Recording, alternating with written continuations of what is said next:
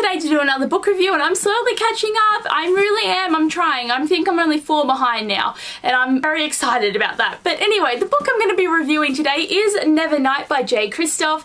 I really enjoyed this book. It was a bit slow in the beginning though, and I was kind of like, I don't know what's going on. The first chapter was kind of weird, and then there was all these parts in the book where just stuff was thrown at you, and I was kind of like, what is going on? But then it just got really, really good, and I was really enjoying it and just loving it a lot. I'll tell you now guys, this book review won't have any spoilers in it, so you don't have to worry. It's only just going to be my opinions about what's in this book, about the characters, and about how much I liked it, so let's get into it. So when I first started this book, I didn't really know what it was about. Like, I was pretty sure the main character, Mia, was going to be an assassin, but I wasn't really sure what was going on because it kind of had just had her sort of killing someone, and then she was going on this journey, and I didn't really know what was going on, and I was kind of like, yeah. And then she met this guy called Trick, and then they're going off somewhere, and I'm like, I don't know what's going on in this book. But then it comes into the main plot, which is there's an assassin school that she goes to, and it's actually really cool. There's a lot of like amazing assassins in there, and they do a lot of teaching, but like I didn't realize this book was actually like about a school, even though it has it in the premise. It's still kind of like at the bottom here, that's something like I kind of breeze over it because I was like, it's no ordinary, like, because it's called the Red Church, and I'm just like, church is a school, what? But I definitely had trouble with that at the beginning. Like, I was kind of really bored in the first part because I'm just like not understanding what was going on, and I was just like, oh my god, what? It has these sections, if you can see it, where it's got like, you know, this is extra information that you can read. There's a line, and there's like, they'll have like a dash in here, so you look at the dash, then you go down to find out more information. You could read the book without having all that extra information, but I definitely think there was a lot of like world building and like stuff thrown at you.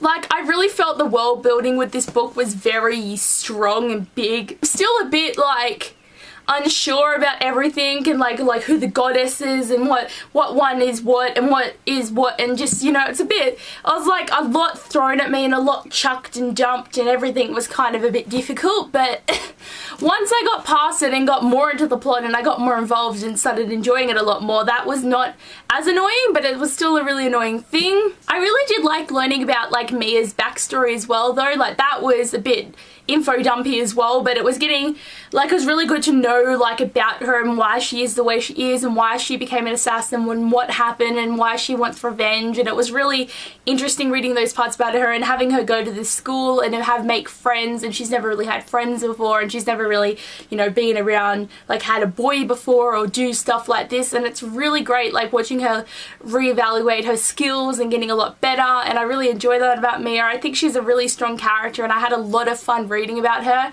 and like, I really am excited for the next book to see more, and I really liked her. And also, I really liked Trick. He was my favourite character, and I absolutely loved him. He was such a little cutie. And also, what was interesting about Trick is like, he was always described as having these really ugly ass tattoos on his face, and it's interesting to have like having this person that could be the love interest have this like ugly thing on their face. And it was really interesting, and having, you know, the whole, you know, inner beauty, represent inner beauty. I really didn't like the inner beauty aspects of this book, and how people, you know, they could be ugly and it doesn't matter. Like, so many young adult books have it that you have to be this perfect, you know, pretty person that can't have anything wrong with them. But this book really delved into that, you know, doesn't matter what you look like, it's just what you do and how you feel, and, you know, how you are around other people. And I really did enjoy that aspect of the book as well. I also really liked Mr. Kindly. Mr. Kindly is Mia's like ghost shadow friend, because Mia has the power to like possess the shadows around her and move them to her will. Like, she doesn't do it very well, but she can,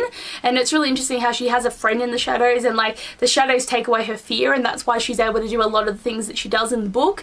And it's just, I really liked that relationship too, because you always got like their conversations, and he was so funny, and like always making jokes about the people around her, and about how she wasn't getting any better at her skills sometimes, but then she would, and always having really great conversations with each other. And she'd just be, you know, in a room talking to a cat, and I was just like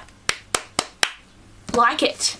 Another thing with Nevernight though is when it finished, I kind of felt like it was a standalone. Like, the book could go in the direction and it's going to go because it's going to be a trilogy, but when I finished it, I was so pro, like, this is totally a standalone, isn't it? Like, the story's over, everything's done, my heart is breaking, but I'm excited to have more because they did say the 3 books of life are birth, life and death, so I'm kind of like, it's gonna have that happening with the book, I think. But I definitely really did enjoy this book, and I don't know how I feel about there being more books, so like I don't know if I'm going to be able to like commit myself to more books, but I definitely did really enjoy this book.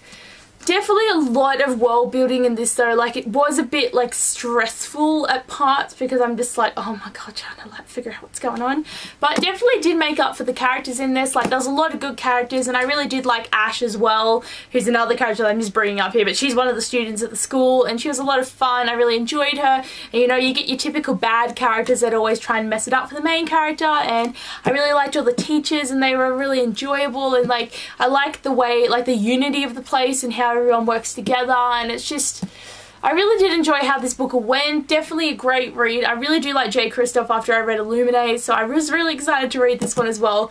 But anyway guys, I hope you liked my book review of this. I definitely am excited for more books, even though I'm kind of like, I need a break because I'm just like dying from like what happened in this book. But I really did enjoy it, and I hope all you guys want to read it too. But anyway guys, I'll talk to you later. Bye!